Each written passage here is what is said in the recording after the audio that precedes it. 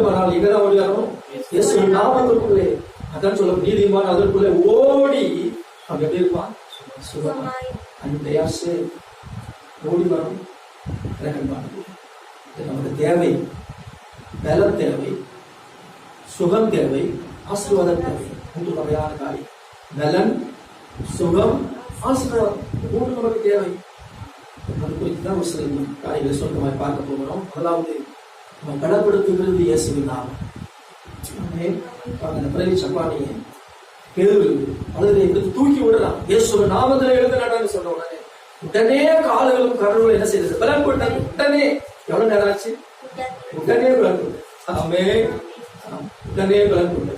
இதெல்லாம் விசுவாசிக்கணும்.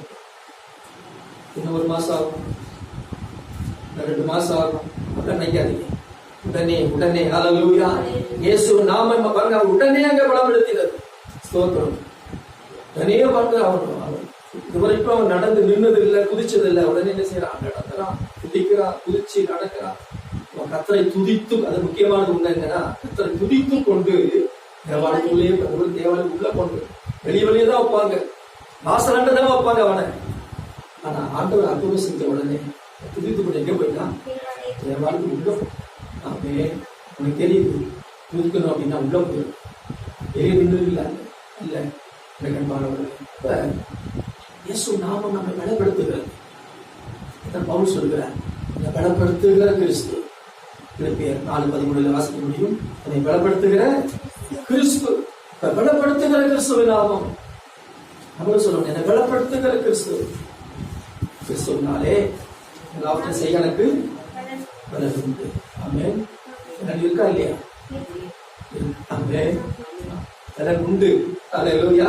பலன் உண்டு. ஹல்லேலூயா. காரணம் என்ன? பலப்படுத்துகிறவர் யாரு? கிறிஸ்து. இயேசு கிறிஸ்து நாமம் என்ன பலப்படுத்துகிறது. ஆகவே உன் பலவீனத்துக்கு பயப்படாதே. பலவீனத்துக்கு பயப்படக்கூடாது. பலவீனத்தை பார்த்து பயப்படாதே. என்ன செய்வதற்கு திகைக்காதே. உன் பலவீனத்திலே என் பலன் என்ன செய்யும்? பூர்ணமாய் விளங்கும் என்று சொல்கிறார். 2:12. உன் பலவீனத்தில் என் பலன் என்ன செய்யும்? பூர்ணமாய் விளங்கும். My strength is made perfect in weakness, in your weakness. அவருடைய ஸ்ட்ரென்த் எப்படி இருக்குமா? பெர்ஃபெக்டா விளங்குமா, பூர்ணமாய் விளங்கும். 2:12 பார்க்க முடியும். கண்பானவர்களே, ஆண்டவர் பலப்படுத்துகிறார். பலப்படுத்துகிற இயேசுவின் நாமம் நம்ம வாயில எப்பவுமே என்ன இருக்கணும்? இயேசுவின் நாமம். இயேசு நாமத்தின் பலன் உண்டு. ஆமே. பாட்டை பாடல் கற்றுக்கொள்வோம்.